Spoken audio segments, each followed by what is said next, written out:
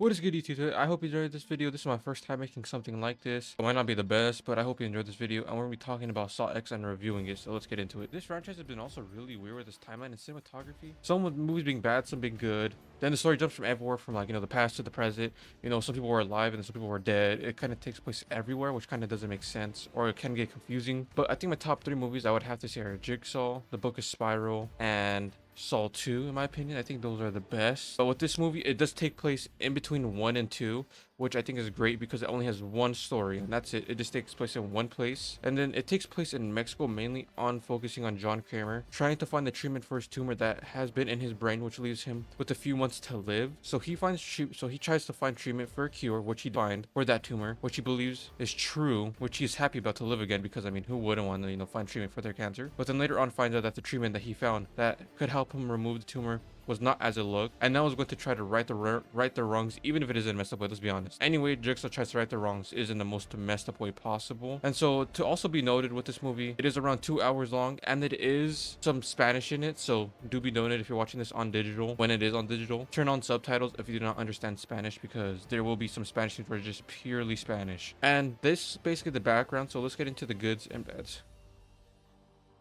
Let's get started with the goods. That being said, the story, I think this time they got it right. After 10 movies, they finally understood what a good story was, and that we wanted to get a good story mixed with the concept of the traps. Majority of the stories in these past movies had just been surface level, like storytelling, were just kind of basic and is more focused on the traps and not the story. And with this, it is more focused on the story and less of the traps. Is the story the best? No, it is not blind blowing, but it provides what you want about Jigsaw and John Kramer and what he's dealing with. Yes, his moral compass is all types of messed up, but there is more flavor to sink in with the story.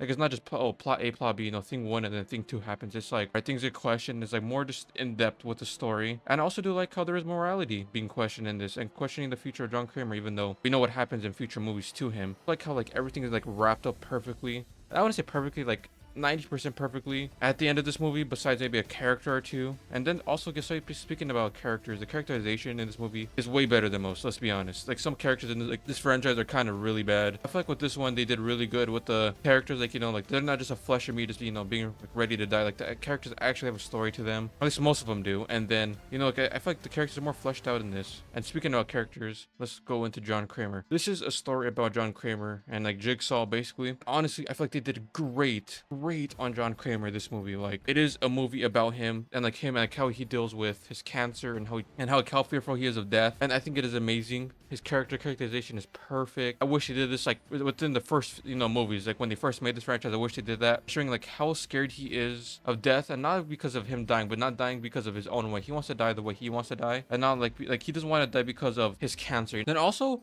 the acting was also really good. Some movies in this franchise did have some wonky acting here and there, like some might feel off.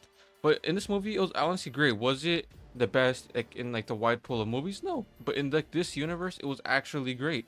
And I think it seemed more improved, and I feel like moving forward, they should use this concept of what he did for later movies, which is sad to say because this is the 10th one. And finally, with the goods, I think I like how they question his morality. Like, one of his henchmen questions his morality, and we'll get into that character later on, but I like how they question morality. No, it is not a big thing in this movie. Like, it maybe brought up like 2 or 5% times in the movie, but I think the morality that they question is huge, because I feel like no one questions like, oh, is he really doing it right? Because let's be honest, he lacks no empathy. What he is doing wrong, like, even though he's doing it to people that are like bad people, he is even worse for doing it to them. What he's doing to them is even worse, literal torture. But I do like how they bring up his morality and what he's doing is right. And I think this will bring us to the ends and of the goods. And again, with every good of a movie, there has to be some bads.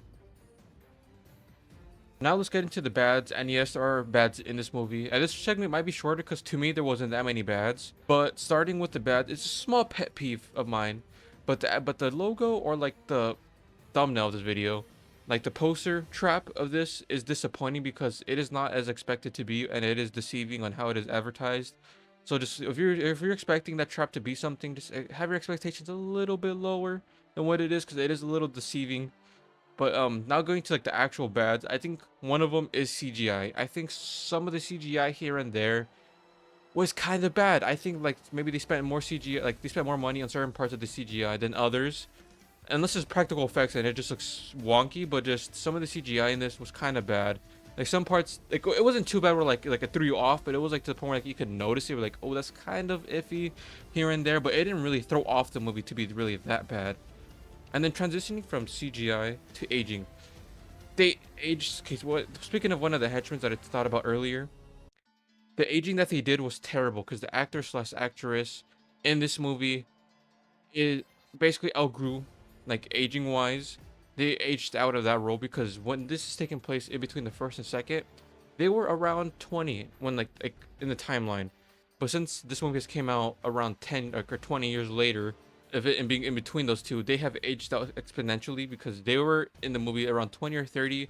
Now they're around like 40 to 50. So they have aged, obviously. And with that, their aging has not been the best. Let's be honest. It actually is not good at all. Their aging is so bad in this movie. It kind of does throw off the movie for that. And I hate that they are in majority of the scenes. The aging character is in this movie about, I say 70% of the movie. And another thing that throws it off with this character is their wig. Their wig looks so bad. And again, this movie, they've never franchise, they've never really done good with aging. I mean, look at John Kramer in one of the movies, or with Will Smith. Not Will Smith. What am I talking about? Chris Rock. Will Smith. But with this though, the aging is really bad with the wig as well. But I feel like they actually did try with this one with the aging, and I think it did go really bad. And speaking of aging and characters, I think the main villain, air quotes, main villain of this movie was kind of bad because let's be honest, John Kramer's a villain himself, but like the person that he's doing the traps on, that is the main person that he's focused on. I feel like is one tone is like they don't really have any motives besides just wanting to escape, which is understandable. You want to escape. After that, like after like just them like their plot of like just wanting to escape, there's really no substance to them, But those are honestly all the bads. So let's get into the neutrals now. The neutrals, there's only one thing. So this is gonna be the shortest segment, but only one thing kind of had me on the fence. I like this is where I'm not for sure. It doesn't make or break the movie, so this is like where I'm kind of on the fence about. But it is the traps. Some of the traps seem so unfair, and then some are too easy.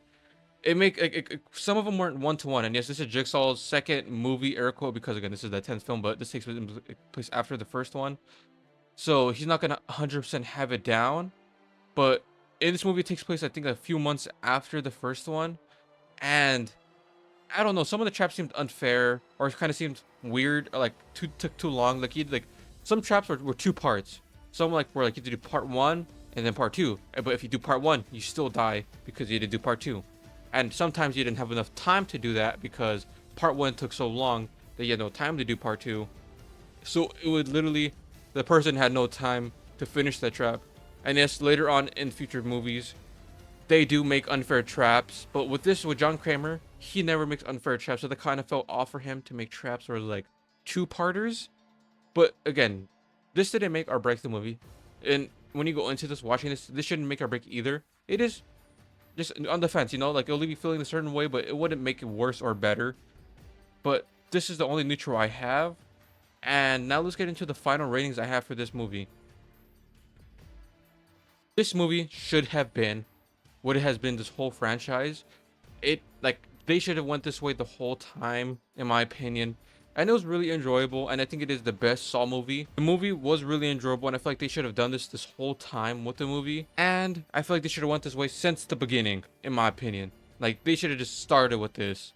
Like this is the route they should have went with. But again, and like in my opinion, this is the best.